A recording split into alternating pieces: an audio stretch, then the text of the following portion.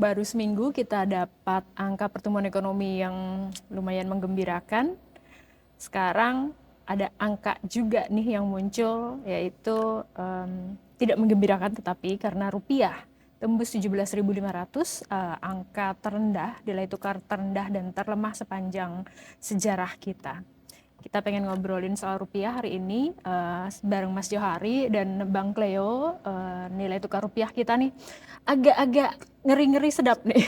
17.500. Iya, Mas Jau, kan kalau iya, kita lihat sebenarnya nilai tukar rupiah kita itu memang pergerakannya sudah tren depresiasi dari awal tahun ya betul. sebenarnya. Dalam setahun terakhir itu kalau tidak salah angka terkuat waktu itu 16.100-an di sekitar Iya, bulan Agustus. iya, Di awal tahun 16.700-an kalau nggak salah. Terus kemudian setelah ada perang tuh sudah mulai merangkak iya, mendekati 17.000. Kemarin 17.500 jedar. iya.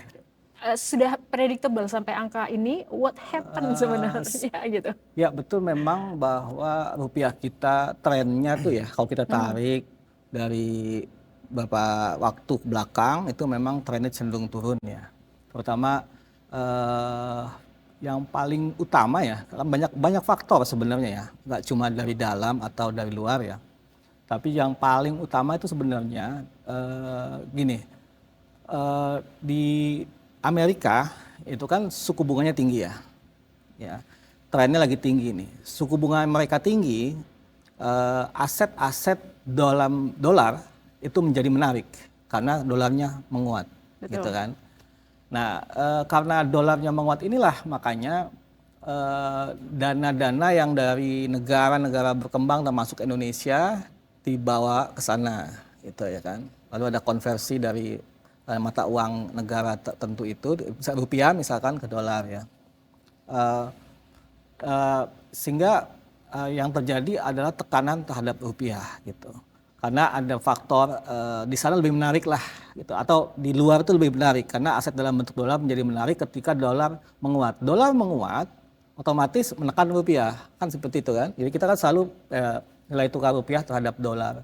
Ketika dolar menguat otomatis melemah kita ya, dan atau sebaliknya. Nah, setelah itu kita lihat terjadilah perang di Timur Tengah ya, di Iran gitu ya, yang menyebabkan harga minyak naik gitu ya. Ya, Terus kondisi geopolitik itu menyebabkan situasi menjadi berisiko tinggi gitu ya.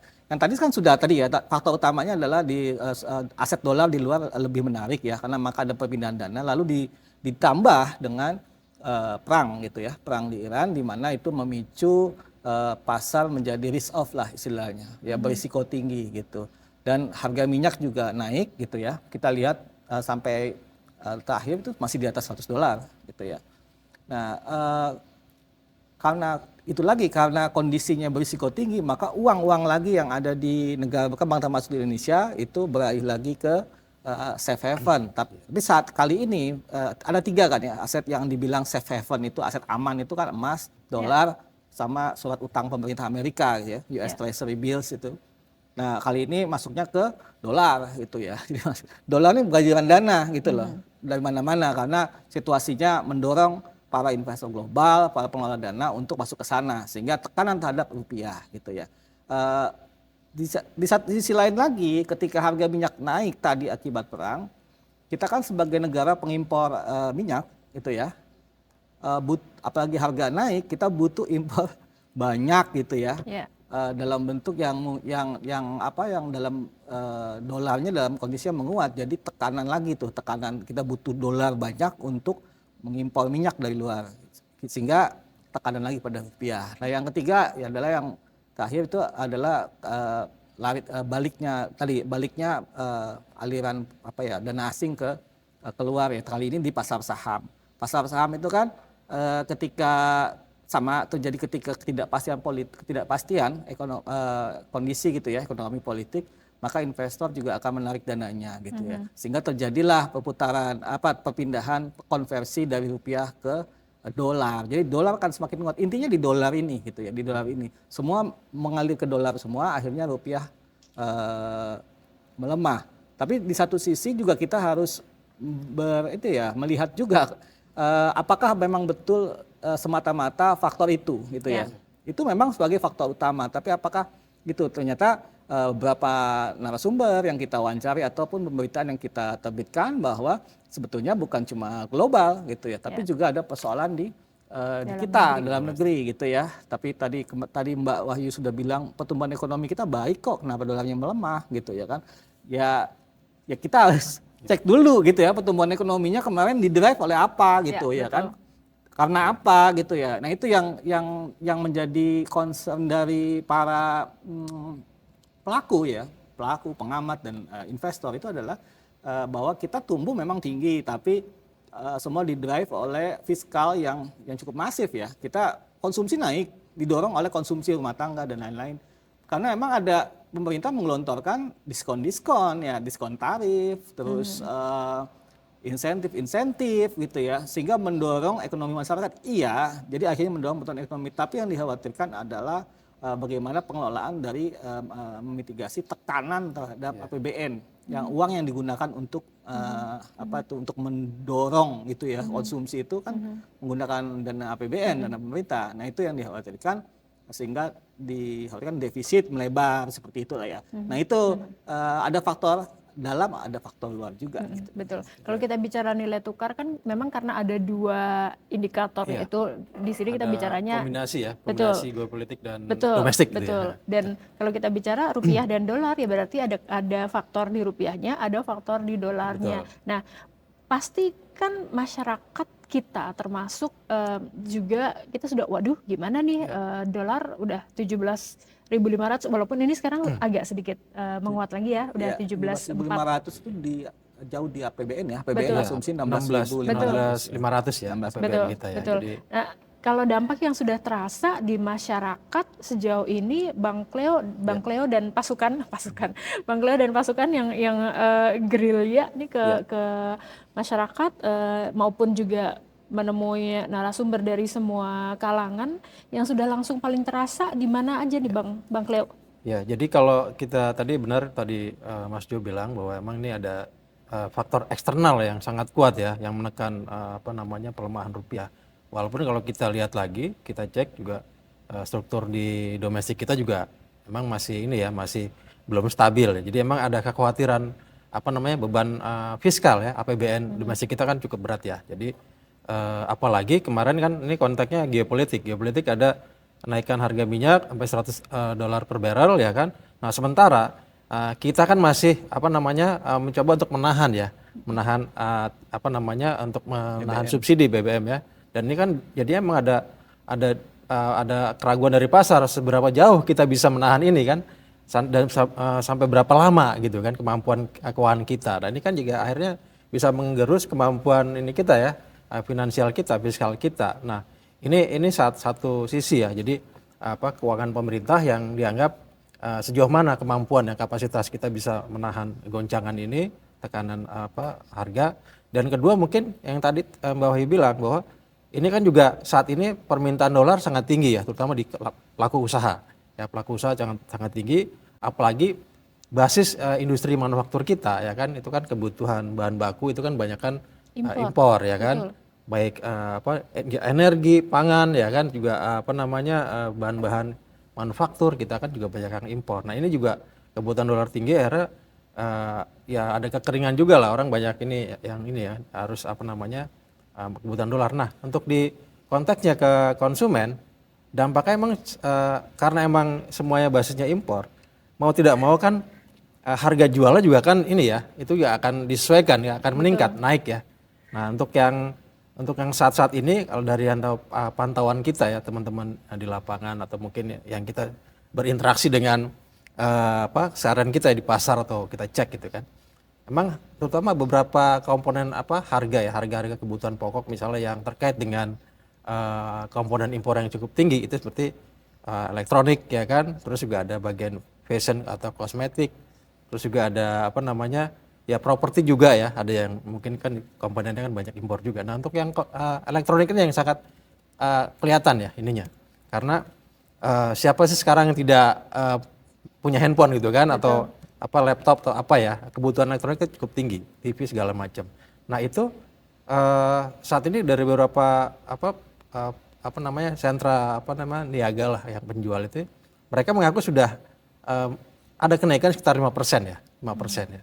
Di kisar 5%, jadi mereka menyesuaikan lah harga jual mereka karena memang ada kebutuhan impor di situ, dan karena memang ada kenaikan harga, otomatis dari konsumen yang saat ini juga mengalami persoalan soal daya beli ya. Ya, Daya beli akan juga makin tergerus. belum selesai kan, daya beli kita masih tergerus, belum bisa bangkit, belum bisa normal.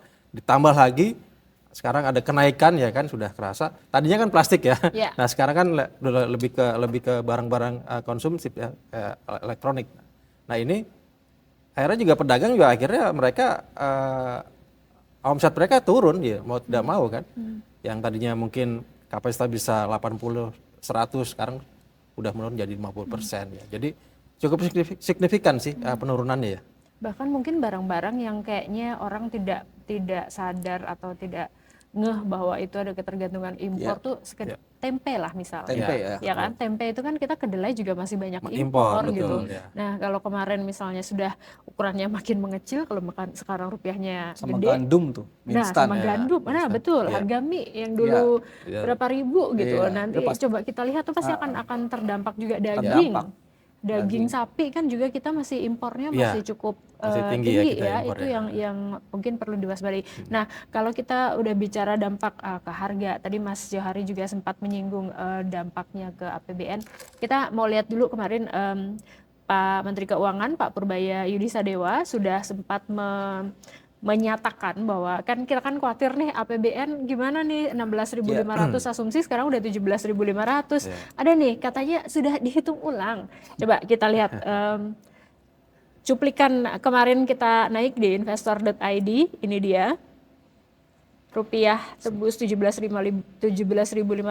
Pak Purbayanya meyakinkan kepada kita bahwa ya APBN aman karena sudah dihitung ulang. Salah satu statementnya adalah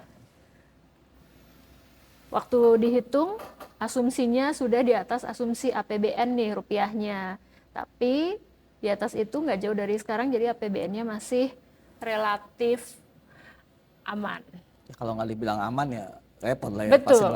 Betul. Di satu sisi sebenarnya kita kan nggak pengen pasar panik, tapi di sisi lain mungkin kalau kita berharapnya kadang-kadang gini, bagaimana kita berusaha meyakinkan masyarakat, meyakinkan pasar, tetapi bagaimana juga tetap terlihat bahwa kita addressing the problem gitu. Jadi nggak yang tenang aja, aman, nggak hanya sekedar itu gitu, tetapi ada juga bahwa ini memang realitanya ada seperti ini gitu. Jadi akhirnya tidak sekedar terlihat overconfident misalnya gitu. Orang-orang akan melihatnya seperti itu. Mas Jari. Tentu memang pasti sudah ada hitung-hitungannya ya. Sudah hitung-hitungannya pasti pemerintah akan menghitung terus, bahkan mengupdate gitu ya. Istilahnya udah stress test lah ya. Jadi dites kalau misalkan dolar 18.000 kayak apa sampai sejauh mana kita bisa ini itu sudah sebenarnya sudah, dan para anak pengusaha sudah ada pegangan semua gitu. Jadi kalau lihat dari saat ini ya, tadi sudah mulai ada kenaikan harga gitu ya. Jadi dampaknya ini kan sudah terasa ya. Pemerintah sekarang kalau kita kemarin update itu ada beberapa langkah yang mungkin ya yang bisa mengamankan APBN tadi itu gitu ya kan. Yang pertama itu kalau dolarnya, kita ada 3 klaster kalau kita sebut ya. Ada di klaster pemerintah, ada klaster pengusaha, ada klaster masyarakat umum. Jadi kalau misalkan dolar terus menguat, rupiah melemah, yang dihantam, yang kena dulu kan APBN itu ininya dia harus menanggung beban utang ya. Utang luar negeri kita kan kemarin total utang sudah diupdate ya, katanya nilainya hampir 10.000 triliun itu yang sempat kemarin agak sempat kontroversi gitu ya. Nah, jika dolar menguat, maka beban hutang kita juga meningkat. Beban hutang meningkat, berarti ada pos-pos yang harus digeser alokasinya gitu loh. Dan biasanya itu adalah pos-pos yang memang sifatnya ya seperti contoh misalkan pendidikan ya, perlindungan sosial dan lain-lain itu ya. Makanya kemarin kan sempat ada wacana bahwa ketika untuk menanggung beban APBN terhadap kenaikan harga minyak, terhadap subsidi energi, maka yang akan dikurangi kan MBG kan kemarin itu kan. Ada upaya untuk mengurangi anggaran Harinya. MBG gitu ya. Harinya ini dikurangi, tapi kan setidaknya bisa hemat tuh katanya Bapak sampai Betul. 50 triliun atau apa ya. Nah itu maksudnya ketika memang ada pos yang harus ditanggung lebih besar, maka biasanya pemerintah menggeser alokasi yang tadinya itu yang untuk apa ya namanya ya, sifatnya untuk yang fiskal itu untuk menahan beban gitu. Nah ini kemarin sudah memang sudah diantisipasi bahwa ya mau tidak mau bahwa jangan tidak hanya BI akhirnya yang mengintervensi pasar supaya rupiah bisa mereda ya, tapi pemerintah kemarin melalui Kementerian Keuangan juga berupaya untuk intervensi ya, atau tidaknya semacam menstabilkan lah ya pasar, terutama di pasar surat utang. Karena itu dia, kalau misalkan surat utang ini kan ada surat utang negara ya, surat berharga negara itu SBN, SUN gitu ya, diperdagangkan, ini kan imbal hasilnya naik karena memang resikonya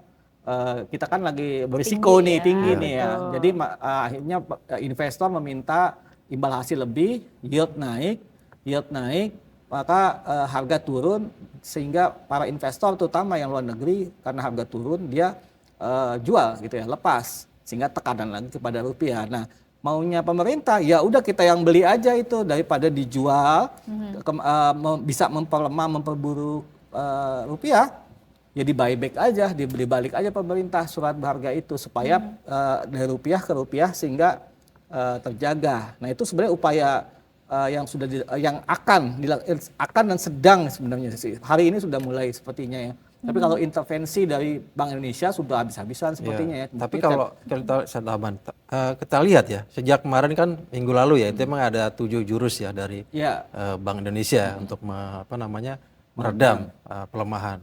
Nah diantaranya kan tadi ya soal intervensi falas ya di domestik maupun luar negeri. Terus juga ada yang kedua mungkin ada yang paling menonjol tuh pembatasan pembelian dolar ya, hingga $25.000 per orang per bulan gitu kan. Tadinya kan 100.000. Nah ini setelah sepekan itu kan kita anggap itu bisa jadi jurus jitulah untuk meredam ya. Tapi ternyata kalau kita lihat sejak seminggu lalu ya itu belum cukup ya untuk membawa penguatan rupiah lebih lanjut ya. Artinya malah justru dari 17.400 sekarang 17.500 ya kan, walaupun memang ada mulai bergeser dikit-dikit di situ ya. Artinya memang langkah-langkah yang sudah dilakukan oleh otoritas Bank Indonesia ini memang dianggap mungkin pasar masih belum bereaksi ya, masih ada ketidakpercayaan pasar mungkin ada seperti itu ya. Apakah ini efektif atau tidak? Makanya kemarin Pak Purbaya kan juga ada mengeluarkan statement baru kan, bahwa dia juga akan seperti tadi Mas Jo bilang akan buyback ya, akan bond stabilization fund ya. Itu kan salah satu instrumen yang mungkin dari pemerintah yang harusnya emang ini kan tugas BI ya, yang soal peredam rupiah ya untuk moneter. Itu dia harus mungkin bond obligasi yang dijual harus di buyback lagi sama pemerintah ya. Nah, ini kan kita lihat nih. Artinya apakah ini juga akan efektif ya ke depan? Kita harapkan sih bisa seperti tadi janji Pak Purbaya ya. Artinya ini bisa aman lah. Rupiah ini tidak akan berlanjut pelemahannya. Ya itu makanya tadi bagaimana cara pemerintah mengamankan APBN supaya tidak tertekan lagi terhadap tekanan adalah bila mengamankan di pasar itu ya. Kalau misalkan BI melakukan intervensi di pasar falas gitu ya. Kalau Kementerian Keuangan pemerintah di pasar surat utang gitu ya, setidaknya untuk menahan beban utang pemerintah gitu ya. Memang tidak, sumber masalahnya kita tuh gini. Jadi kita tuh sekarang itu ya kebakaran ya kita coba padamkan doang nih. Sumber kebakarannya kan kita belum selesai itu ya. Jadi ya memang itu yang bisa dilakukan saat ini oleh pemerintah adalah all out gitu ya. All out dari tadi sudah dilakukan oleh Bank Indonesia dan pemerintah, mungkin para pelaku pasar, mungkin nanti para pengusaha, itu semuanya harus sinergi semua gitu loh. Kan juga kita lihat bahwa kebutuhan dolar dalam negeri kan ada siklus tuh. Betul. Kita udah terkenal juga tuh kalau misalkan di mana bulan-bulan apa permintaan dolar di dalam negeri itu meningkat. Karena bayar utang perusahaan Ada ya, misalnya. ada biasanya bayar utang luar negeri korporasi. Mhm. Lalu pembayaran dividen. Ini kan musim-musim pembagian dividen juga nih, Iya. ya kan? Iya. Terus haji. Karena musim Iya. haji juga ya. Betul. Terus ya ada aktivitas impor gitu loh. Nah, ini bulan-bulan memang kalau ini lagi perfectnya ya, lagi sedang puncak-puncaknya Iya, gitu ya kan. di awal. Di mana ada tekanan kuat dari global tadi itu, ada tekanan juga dari internal ya kan untuk persoalan fiskal. Lalu yang ketiga ada tambahan lagi, ada faktor musiman gitu loh. Dan ini semuanya memang Ya. mengepung semua, jadi akhirnya 17.500, bahkan sudah bergerak udah mendekati 17.600. Ada yang mungkin guyonan atau bercandaan gitu ya di sosmed gitu ya. Ada yang memplesetkan 17.4845 gitu ya. Iya, betul. 17 Agustus Proklamasi, 45 kan, jadi OT 17.845 gitu. Ya tapi satu sisi pada intinya pemerintah tampaknya sudah mulai all out ya, semua instrumen akan dikeluarkan gitu ya. Semua institusi akan dilibatkan. Memang situasinya memang harus diselamatkan gitu loh rupiah ini. Dan waktu beberapa hari lalu itu kan Pak Prabowo sempat memanggil Gubernur BI ya, ke istana untuk bicara soal rupiah. Nah, gini, rupiah ini tuh tadi sudah dijelaskan bahwa dampaknya bisa kemana-mana ya. Intinya adalah ini bisa mendorong kenaikan harga, inflasi tadi ya. Inflasi akan menyeret daya beli dan memperlambat pertumbuhan gitu ya. Ya. Nah, ini nggak bagus bagi pemerintah saat ini gitu loh, kondisi seperti ini. Ya, Jadi dampaknya ini kalau kita lihat sepele, mungkin kita lihat, arti kata mungkin kita hanya lihat sekilas bahwa rupiah melemah gitu. Tapi kalau kita lihat dalemin lagi, ini bisa berdampak politik gitu loh. Kalau kita lihat misalnya yang paling kelihatan, yang mungkin paling diingat sebagian mungkin ya, kalau sekarang Gen Z mungkin belum ada. Tahun 98 itu kan rupiah juga lumayan ya. Waktu itu dari 2.500 sampai 16.000 ya. hampir Iya, 16.000. 15 sampai 16.000, dan itu luar biasa loh, karena waktu itu memang banyak tekanan, nggak hanya rupiah juga, tetapi salah satunya itu lebih dari 1.000 perusahaan gulung tikar. Betul. Karena ketika rupiahnya naik, mereka yang tadi disampaikan Bang Cleo, ketergantungan impornya juga cukup tinggi. Kan ketergantungan impor itu dari energi satu, dari bahan baku dua, terus mungkin kemudian dari bunga utang perusahaan yang punya utang luar negeri, bunganya juga otomatis akan naik.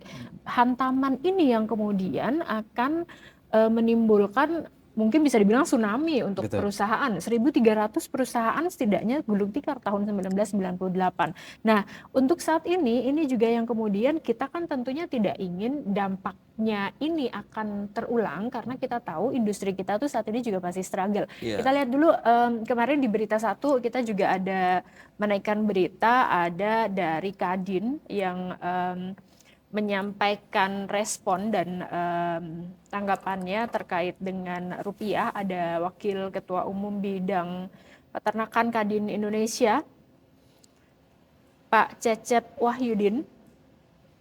Ini menyampaikan bahwa pelemahan rupiah ini harusnya sudah memicu tekanan resesi menurut beliau.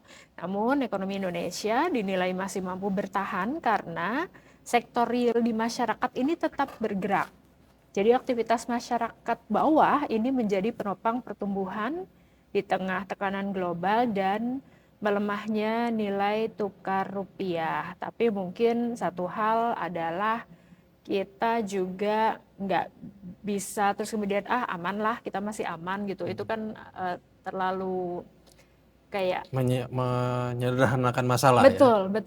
Simplifikasi. Betul, ya, simplifikasi. masalahnya. Mungkin orang-orang hanya melihatnya gitu, wah ini harga barang naik, tapi lebih jauh lagi ketika harga barang naik, masyarakat nggak mampu beli. Kemudian nanti demand kepada barang juga akan berkurang. Nah, itu dampaknya ke produsen. Produsen kemudian ya jualannya berkurang, revenue berkurang, mereka harus efisiensi, PHK, gulung tikar itu kan dampak rantainya panjang gitu ya. Bang Cleo, gimana dong?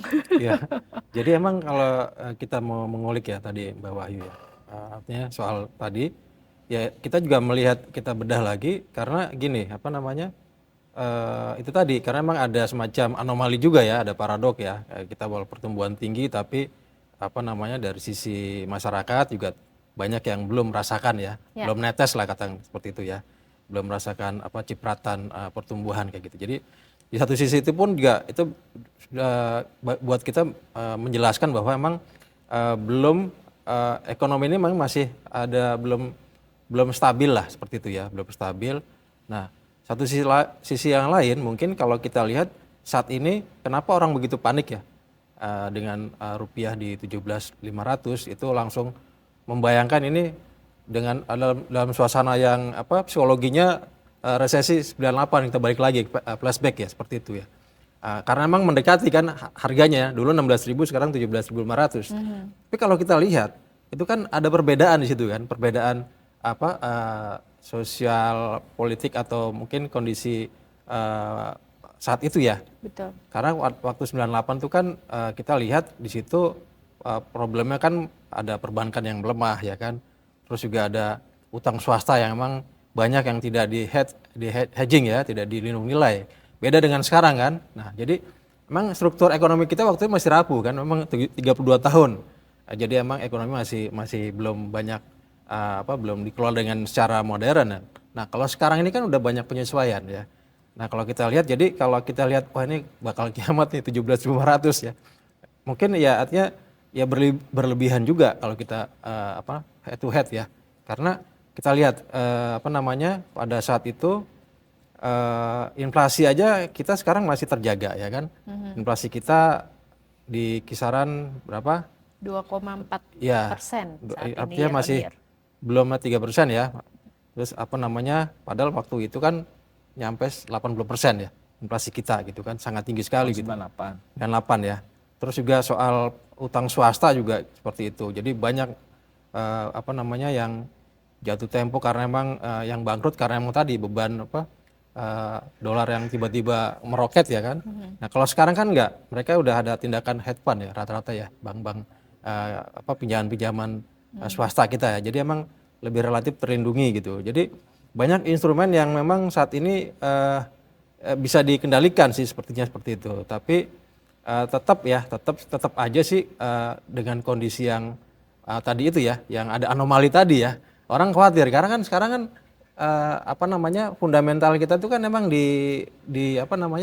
ditopang oleh konsumsi gitu kan. Nah, ini kalau orang misalnya karena emang dampak dari pelemahan rupiah ini terus juga pabrik-pabrik banyak yang gulung tikar ya kan, akhirnya mem-PHK ya kan, terus juga banyak orang yang tidak bekerja, akhirnya tidak bisa belanja konsumsi. Ini gimana gitu kan? Padahal andalan kita di situ gitu loh. Jadi ini mungkin yang perlu juga dipikirkan juga ya kalau emang kita belum bisa mengakselerasi pertumbuhan di motor pertumbuhan lain misalnya di ekspor ya, terus di investasi. Nah, mungkin kita masih kekuatan ada di belanja pemerintah gitu kan. Gimana bisa mendrive belanja pemerintah ini bisa lebih banyak, lebih cepat ya kan, lebih efisien ya kan. Nah, di tahun-tahun di kuartal kedua misalnya seperti itu. Itu kan bisa membantu sebenarnya. Kan cukup besar ya. Misalnya oke lah ada MBG di situ. Jadi dikatakan dikurangin, ada efisiensi mungkin sampai 50 triliun ya. Namun yang tersisa ini harusnya lebih efektif ya kan, diserap secara apa namanya tidak tepat sasaran, terus juga digunakan, tidak dikorupsi lah katakan, diambil ya, dikorupsi, dibelanjakan dengan benar. Nah, itu kan efek triple down efeknya akan besar. Seperti itu. Terus juga sisi konsumsi juga seperti itu. Ini bisa dimainkan lah pemerintah. Ya mungkin paket stimulus itu juga masih mungkin bagus ya. Seperti yang di kuartal pertama kan, ada stimulus diskon, ada belanja ini itu. Nah, kita harap lagi satu lagi mungkin belanja gaji ke-13 PNS ya kalau nggak salah ya. di Juni kalau nggak salah. Itu juga mungkin bisa jadi pemicu juga, kita harapkan seperti itu. Nah ini mungkin beberapa ininya ya kita lihat ya, apa namanya, Kalau perbedaan. kita lihat mungkin juga karena pasar itu kan sangat sensitif ya. Iya. Bahkan apalagi dengan kondisi tekanan ekonomi saat ini yang dari dalam dari luar negeri, orang bahkan kena rumor aja bisa Iya. bisa naik turun, bisa berfluktuasi. Jadi kena hembusan dikit aja udah langsung Bukan naik batuk-batuk lagi. turun, betul. Iya. Nah, dan nggak hanya di rupiah karena pasar keuangan kita hari Iya. ini nih utamanya ini sebenarnya memang lagi cukup menyedihkan, memprihatinkan, apa ya, Menyeramkan. menyeramkan. Kalau menyeramkan kayaknya serem banget ya. Udah rupiahnya 17.500, 17.400 lebih. Kita rilis MSCI juga kemarin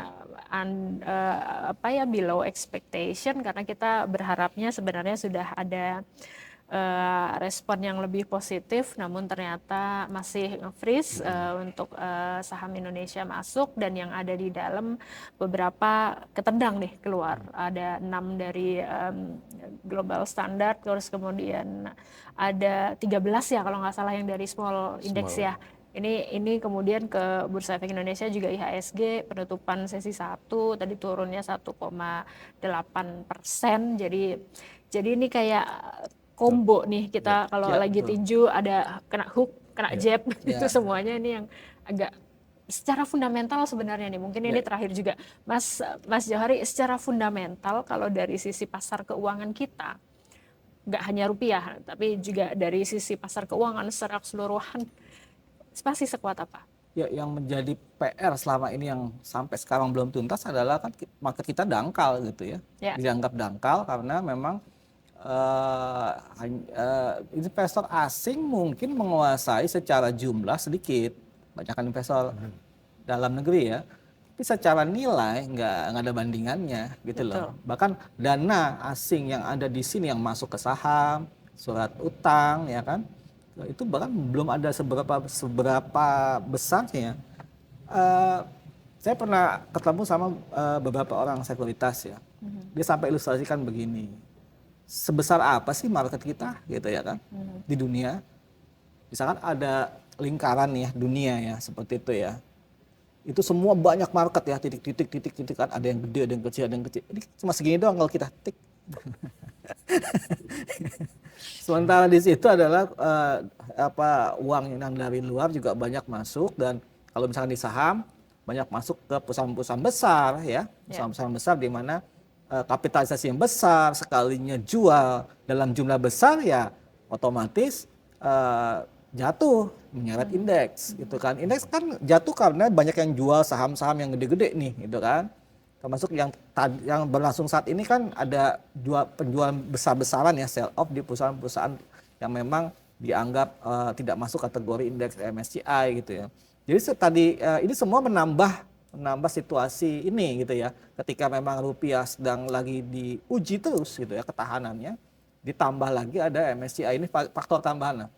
Faktor tambahan karena ada hasilnya dari MSCI itu adalah kan memicu penjualan lebih masif oleh investor asing di saham, sehingga penjualan itu kan menekan rupiah juga karena capital outflow, dia harus konversi ke dolar gitu ya karena penjualan, akhirnya tekanan rupiah juga. Jadi betul bahwa memang ini udah dari kanan kiri atas bawah samping udah dari mana-mana ini gitu ya. Serangannya udah dari mana-mana, bertubi-tubi dan dari segala lini gitu ya, dari pasar keuangan, dari mana-mana, dari pasar surat utang, dari rupiah, dan dampaknya adalah masyarakat. Semua masyarakat akhirnya masyarakat yang mungkin sebagai ibu rumah tangga mengalami gitu ya, anak-anak muda mengalami juga ya kan, semua lapisan masyarakat termasuk yang mulai dari yang lapis bawah sampai yang level yang atas itu ya, itu semua sekarang adalah mengalami. Kayak misalkan pengusaha besar misalkan pusing tadi itu ya kan, ketika rupiah ini wah pusing. Artinya yang tadi dikorbankan adalah mengerem ekspansi ya, mengerem ekspansi berarti mengerem ekonomi berarti pertumbuhan ekonominya akan lambat. Nah saya jadi mungkin ini ini aja nih apa ya Pak Pungkas ya.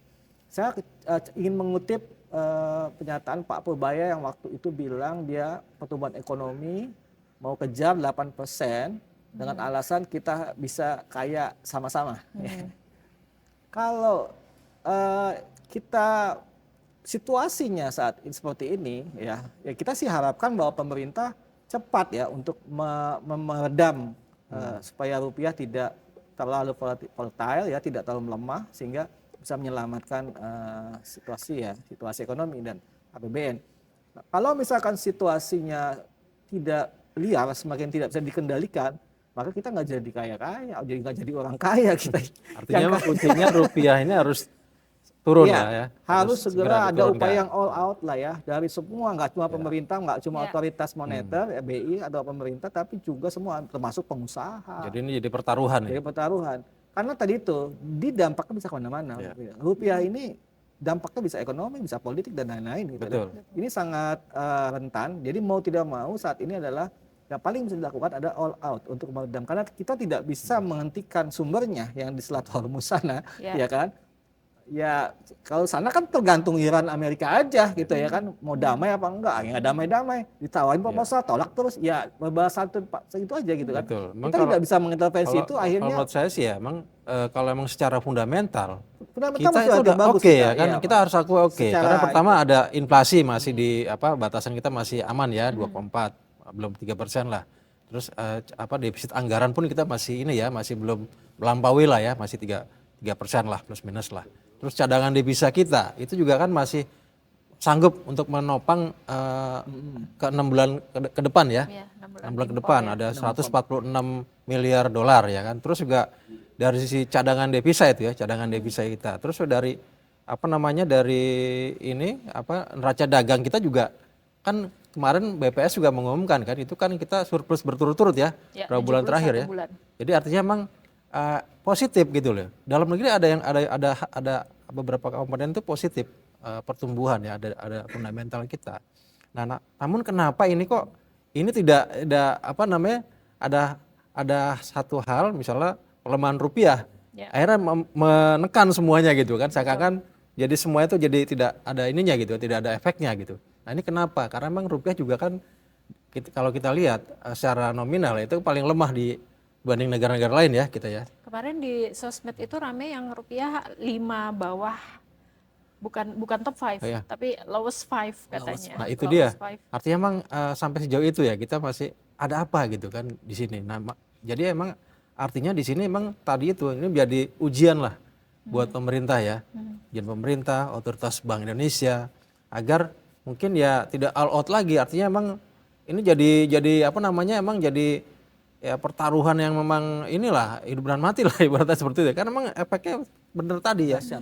Dahsyat bisa kemana-mana karena ini jadi bisa mengganggu stabilitas juga kan. Orang jadi mau usaha juga susah ya kan. Karena kan mau pinjaman segala macam susah. Bank juga walaupun likuiditasnya cukup banyak, tapi orang kan tidak ada yang mau minjam hari ini ya. Karena bunga akan tinggi. Bunga tinggi kayak gitu. Kalau Jadi emang kalau rupiah melemah, betul. ya kan? Jadi kan masih patokan dolar ya masih. Inflasi naik, maka bunga tetap tinggi, cicilan akan tetap tinggi juga. Dan yang agak ini juga ya, agak mungkin masih yang kita anggap ini juga menjadi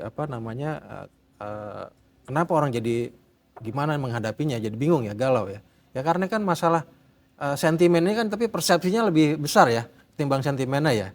Jadi orang jadi kekhawatirannya berlebihan, overthinking. Jadi orang jadinya melihat rupiah gimana, akhirnya mereka ya udahlah kita saving dulu aja gitu kan. Akhirnya larinya ke emas ya kan. Lari ke emas masih menguntungkan kan. Terus juga selain dolar gitu kan. Akhirnya pada ke situ semua. Jadi orang-orang punya asetnya mereka tidak berproduksi. Nah, ini yang akhirnya jadi kita khawatir ini gimana. Jadi pertumbuhan ekonomi ke depan kalau orang tidak membelanjakan uangnya untuk kegiatan ekonomi ya yang produktif ya. Malah menyimpan misalnya untuk ya di obligasi atau di yang katakan yang ada lindung nilai ya. Nah ini kan jadinya mandek dia. Kalau kita lihat kalau memang tahun ini 2026 dan 1998 itu berbeda. Betul. Akar masalahnya juga berbeda gitu. Memang waktu itu Pak Habibie, Presiden Habibie, beliau jadi presiden itu 1 tahun 5 bulan saja. Tapi di masa pemerintahannya ketika beliau naik itu 11.200. kemudian beberapa pekan anjlok jadi 16.800.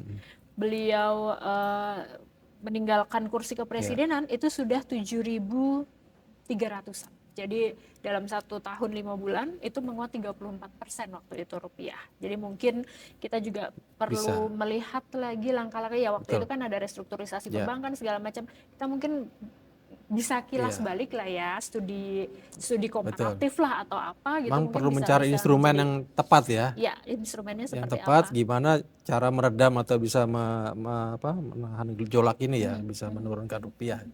Mas Jo, ada yang mau ditambahkan sebelum kita tutup meja redaksi Ya hari itu ini? saya singkat aja ya. Saya setuju bahwa kita harus tumbuh tinggi ya, 6%, 8%, tapi juga harus diimbangi dengan pemerataan. Ya. Ya, bahwa pertumbuhan ekonomi ini dinikmati juga oleh semua lapisan masyarakat. Gitu. Jadi pertumbuhan ekonomi yang bukan angka-angka gitu ya. Karena saya juga mau menjadi orang kaya juga yang Saya juga mau, Mas. kalau 8% saya juga mau jadi kaya, kan kita kaya bareng-bareng kata Oh Pak iya, Uda ya. betul, Iya. betul. Itu aja sih. Bang Cleo ada? Ya, jadi tadi itu ya, jadi emang ini memang jadi momentum lah seharusnya ya.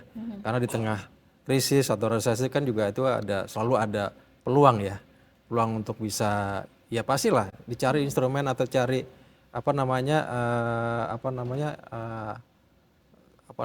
kebijakan-kebijakan yang mungkin lebih kombinasi yang lebih lebih bagus ya, yang bisa lebih mendorong pertumbuhan ini bisa lebih, setidaknya rupiah itu bisa gimana, bisa lebih lebih tenang lah, lebih stabil gitu ya, jangan bergejolak. Nah itu mungkin orang jadinya kalau stabil kan juga orang mau mengambil keputusan juga tidak tidak terganggu lah, bisa lebih mantap gitu kan, seperti itu aja. Betul. Thank you Mas Johari, Bang Cleo, terima kasih ngobrolnya. Satu hal mungkin bahwa di tengah gejolak, di tengah badai, itu pasti ada peluang. Kita mungkin orang Indonesia, orang Jawa selalu begitu gitu ya, kita mencari peluang. Eksportir mungkin saat ini waktunya untuk panennya bertambah, karena ketika dolarnya menguat nanti nilai ekspornya juga bisa meningkat, semoga. Jadi setidaknya masih ada hal positif kemudian yang bisa kita dapatkan dan kita manfaatkan. Thank you sekali lagi Mas Jau dan Bang Cleo. Kita ngobrol lagi nanti di meja redaksi dengan tema-tema yang tentu saja sedang dalam perhatian masyarakat. Thank you, terima kasih.